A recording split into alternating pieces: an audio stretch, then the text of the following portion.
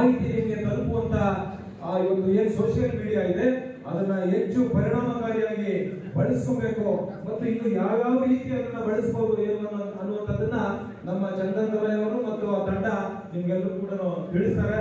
ಮತ್ತೆ ಇನ್ನೊಂದು, ಇತ್ತೀಚೆಗೆ ಕರ್ನಾಟಕ ವಿಧಾನಸಭೆಯಲ್ಲಿ ಒಂದು ಬಿಲ್ ಪಾಸ್ ಆಗಿದೆ. ಏನಂದ್ರೆ ಕರ್ನಾಟಕ ದ್ವೇಷ ಭಾಷಣ ವಿಧೇಯಕ, ದ್ವೇಷ ಭಾಷಣದ ಬಿಲ್. ಅಂದ್ರೆ ಈ ದ್ವೇಷ ಭಾಷಣದ ಬಿಲ್ ಅಲ್ಲಿ ನೀವೇನಾದ್ರೂ ಕೆಟ್ಟದಾಗಿ ಕಾಮೆಂಟ್ಸ್ ಮಾಡಿದ್ರೆ ಅಂದ್ರೆ ನಿಮ್ ಮೇಲೆ ಕೇಸ್ ಮಾಡುವಂತ, ನಾವು ಕೆಟ್ಟದಾಗಿ ಮಾಡೋದು ಬೇಡ, ಏನಿದೆಯೋ ವಾಸ್ತವಾಂಶ ಜನರು ತಿಳಿಸಿದ್ರೆ ಸರ್. ಇವತ್ತು ಏನ್ ನಡೀತಾ ಇದೆ ಅದನ್ನ ವಾಸ್ತವಾಂಶ ತಿಳಿಸಿದ್ರೆ ಸರ್. ಈ ಸರ್ಕಾರಕ್ಕೆ ಅಂದ್ರೆ ಇಂಥ ಒಂದು ಕೆಟ್ಟ ಬಿಲ್ ಅನ್ನ ಇವತ್ತು ತಂದಿದ್ದಾರೆ ಅಂತ ಹೇಳಿದ್ರೆ ಬಹುಶಃ ಇದರಿಂದ ಅರ್ಥ ಆಗುತ್ತೆ ಇವತ್ತು ನೆಕ್ಸ್ಟ್ ನಾವು ಬರೋದಿಲ್ಲ, ಹೇಗಾದ್ರೂ ಮಾಡಿ ಈ ರೀತಿಯಾದ್ರೂ ಜನರನ್ನ ಮಣಿಸಬೇಕು ಅಂತ ಹೇಳಿ ಇಂಥ ಬಿಲ್ಗಳನ್ನ ತಂದಿದ್ದಾರೆ.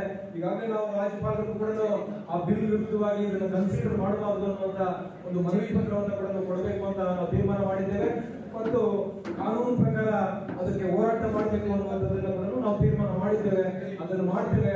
ಆದ್ರೆ ಇವತ್ತು ಮತ್ತೊಮ್ಮೆ ನಾನು ಎಲ್ಲರಿಗೂ ತಿಳಿಸ್ತಕ್ಕಂಥದ್ದು, ನಿಮ್ಮ ಹತ್ರ ಎಲ್ಲರಿಗೂ ಮೊಬೈಲ್ ಇರುತ್ತೆ, ನಮ್ಮ ಪಕ್ಷದ ವಿಚಾರಗಳು ಅಥವಾ ಸರ್ಕಾರದ ವೈಫಲ್ಯಗಳು ಏನೇನು ಆಗ್ತಾ ಇದೆ. ಉದಾಹರಣೆಗೆ ನಿಮ್ಗೆ ಮೊನ್ನೆ ವಿಧಾನಸಭೆಯಲ್ಲಿ ಲಕ್ಷ್ಮೀ ಹೆಬ್ಬಾಳ್ಕರ್ ಅವರು ಇವತ್ತು ಸದನದಲ್ಲಿ ತಪ್ಪು ಮಾಹಿತಿಯನ್ನ ಕೊಟ್ಟರು. ಫೆಬ್ರವರಿ ಮಾರ್ಚ್ ತಿಂಗಳಲ್ಲಿ ನಾವು ಕೊಟ್ಟಿದ್ದೀವಿ ಅಂತ ಹೇಳಿದ್ರು. ಇವತ್ತು ಘೋರ ಅಪರಾಧವನ್ನು ಮಾಡಿದ್ದಾರೆ.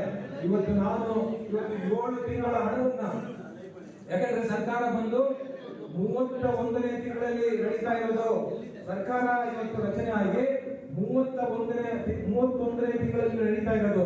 ಇವತ್ತು ಲಕ್ಷ್ಮೀ ಹೆಬ್ಬಾಳ್ಕರ್ ಅವರು ಸದನದಲ್ಲಿ ಏನ್ ಹೇಳಿದ್ರು, 23 ತಿಂಗಳ ಹಣವನ್ನ ಪಾವತಿಸಿದ್ದೀವಿ ಅಂತ ಹೇಳಿದ್ರು. 23 ತಿಂಗಳ ಹಣವನ್ನ ಪಾವತಿಸಿದ್ರೆ 8 ತಿಂಗಳ ಹಣವನ್ನ ಇವತ್ತು ಮಹಿಳೆಯರ ಅಕೌಂಟ್ಗೆ ಹಾಕಬೇಕು ಅನ್ನುವಂಥದ್ದು ಒತ್ತಾಯವನ್ನ ಇವತ್ತು ಜೆಡಿಎಸ್ ಪಕ್ಷ ಮಾಡ್ತಾ ಇದೆ.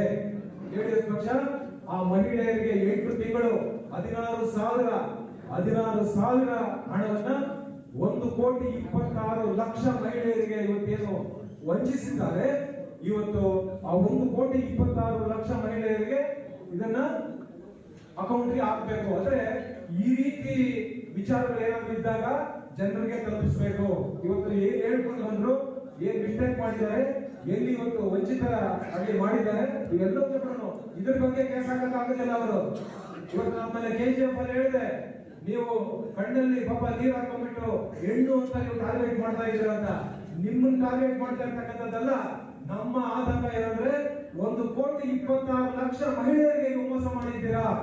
1,26,00,000 ಮಹಿಳೆಯರಿಗೆ ನೀವು ಒಂದೊಂದು ಅಕೌಂಟ್ಗೆ 16,000 ಮೋಸ ಮಾಡಿದ್ದೀರಾ ಅನ್ನುವಂತ ಗುರುತರವಾದಂತ ಆರೋಪವನ್ನು ನಿಮ್ಮ ಮೇಲೆ ಮಾಡಿದ್ದೇವೆ ಹೊರತು ನೀವು ಹೆಣ್ಣು ಅಂತೇಳಿ ನಾವು ನಿಮ್ಮ ಮೇಲೆ ಆರೋಪ ಮಾಡಿರ್ತಕ್ಕಂಥದ್ದಲ್ಲ.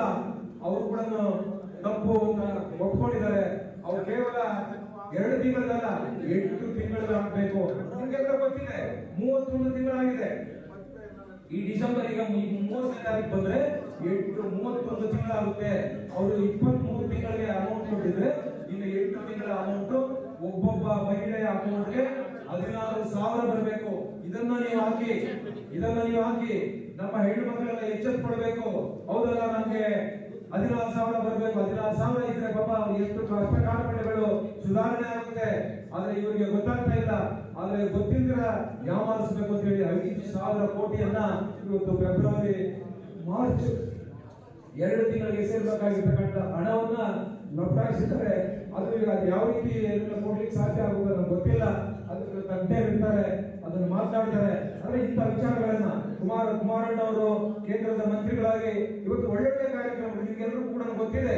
ಇವತ್ತು ಆಂಧ್ರ ಪ್ರದೇಶದಲ್ಲಿ ಕುಮಾರಣ್ಣವರನ್ನ ಯಾವ ರೀತಿ ಹೇಳ್ತಾರೆ, ಜನ ಏನ್ ಮಾತಾಡ್ತಾ ಇದ್ದಾರೆ ಅಂತ.